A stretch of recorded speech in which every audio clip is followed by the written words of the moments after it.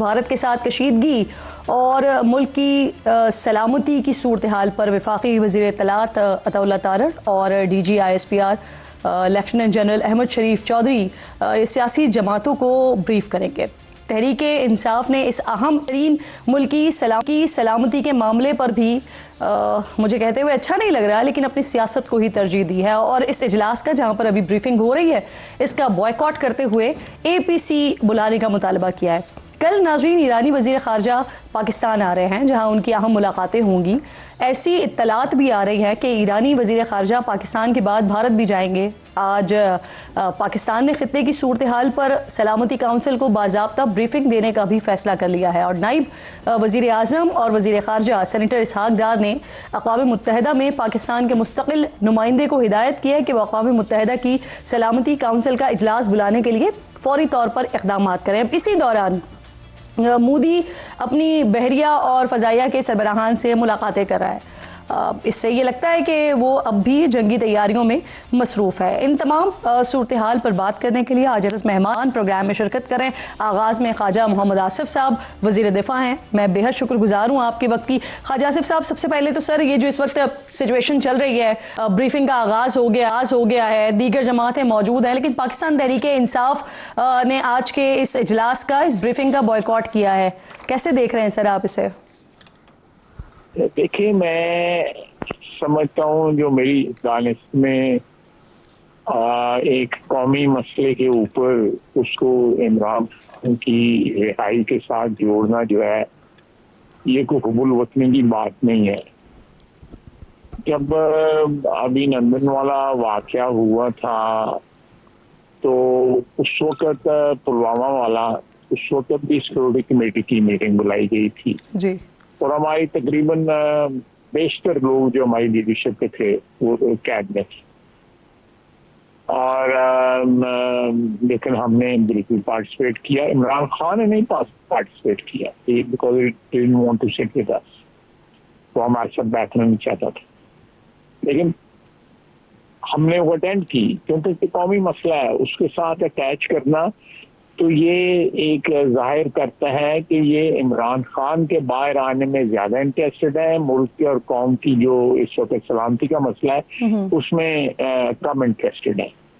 तो मेरी तो यही इंटरप्रिटेशन है कि ये इस मसले को भी अपनी ज़ाती अगराज के लिए इस्तेमाल कर रहे हैं। इस वक्त जो है वह हुबुल वतनी की या वतन से मोहब्बत की या वतन की हिफाजत की, इन सारे फैक्टर्स को सामने रख के फैसला होना चाहिए। इमरान खान का जेल में रहना या इमरान खान का जेल से बाहर आना ये अदालती मामला है, उसको ना बनाएं, ये चीज उनको हॉन्ट करेंगी जी।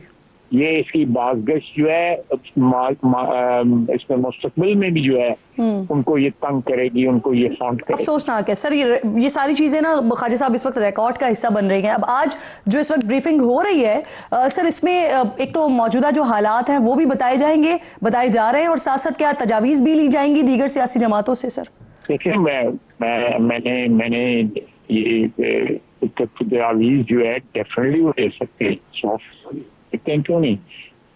जो एक लीडरशिप है, लीडरशिप वो तजावीज़ देंगे, बिल्कुल इनकॉर्पोरेट किया जाएगा जो भी स्ट्रेटेजिक या विज़ावी इंटरनेशनल रिलेशंस जो हैं इन्वॉल्व जो हुए हैं सारे क्राइसिस में, उसके बिल्कुल ये उनकी मुशावरत के लिए ही तो उनको बुलाया गया ताकि वो मशवरे दें। सर, 2 रोज पहले आपने अपने इंटरव्यू में ख्वाजा साहब कहा कि अगर ये जो इंडस वाटर ट्रीटी है इसका पानी अगर रोकने की कोशिश की गई भारत की तरफ से तो जो स्ट्रक्चर बनाया जा रहा होगा उसको तबाह कर देंगे।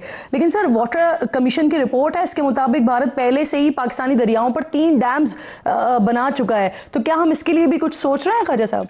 नहीं, जो उन्होंने बनाए हुए हैं, अगर मेरी यादाश्त काम करती है, वो जो इंडस वाटर ट्रीटी है वो अभी तक मेरा ख्याल है कि मैं लेटेस्ट मुझे नहीं पता, लेकिन मैं क्योंकि ये रतले किशनगंगा वगैरह इनमें ज़रूर कोई माइनर वायलेशन हुई होंगी, लेकिन वो ये इंडस वाटर अभी तक जो इंडस वाटर ट्रीटी जो है ना, अभी तक मामला तो उसके मुताबिक चल रहे हैं।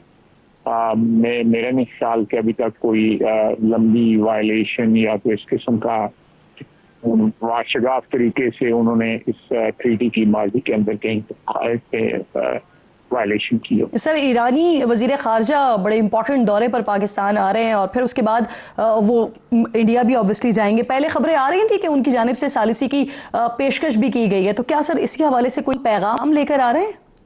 लाजमी तौर पर उनके जहन में कुछ सजेशन होगी इस टेंशन को कम करने के लिए। जो है वो जो इंडिया भी आपने बताया कि वो जा रहे हैं और पहले पाकिस्तान आ रहे हैं। ईरान हमारा हमसाया है, ब्रादर मुल्क है, हमारा उनके साथ एक तारीखी रिश्ता है, जज्बाती रिश्ता है। तो लाजमी तौर पे लेकिन इंडिया के साथ भी उनके ताल्लुकात हैं, अच्छे ताल्लुकात हैं। maybe can play some role in bridging the present situation. मैं समझता हूँ कि ये ब्रॉडर अगर इसको एफर्ट को किया जाए, जिस तरह मैं मुख्तलिफ कात पे सजेस्ट करता रहा हूँ, तो ये ऑफर जो है पाकिस्तान की कि इसको इंडिपेंडेंटली इन्वेस्टिगेट किया जाए। मेरा ख्याल है ईरान को भी इसको परसू करना चाहिए जब वो हिंदुस्तान जाएं कि जी इन्वेस्टिगेशन कराएं। और पाकिस्तान का एक ऑफर है, उसमें दुनिया जो है उसकी तारीफ कर रही है उस ऑफर की जो शबाब इसने की है। तो ये मेरा ख्याल है हाली मौजूदा क्राइसिस का जो है वो यही है कि इसकी इंडिपेंडेंट जो है वो इन्वेस्टिगेशन हो जाए, करा ली जाए ताकि दूध का दूध पानी का पानी हो जाए, पता लग जाएगा कि कौन कहाँ पे खड़ा है। खालिद साहब, न सिर्फ दुनिया तारीफ कर रही है बल्कि खुद कोशिश भी कर रही है, जैसे स्विट्जरलैंड की तरफ से कहा गया कि न्यूट्रल इन्वेस्टिगेशन करवा लें और उसके लिए वो तैयार है। सर, मोदी मुसलसल अभी सरबराहों से मिल रहा है, फजाइया के, नेवी के, तो अभी आपने कुछ दिनों पहले कहा था कि खतरा अभी टला नहीं है, तो ये खतरा अभी भी मौजूद है या टल गया है खालिद साहब? जी बिल्कुल है, बिल्कुल है। मैं कहता हूँ कि वक्त गुजरने के साथ जो नताइज जो इन्होंने एक्सपेक्ट किए थे, ये ड्रामा के मोदी ने, वो नताइज उनको नहीं मिले।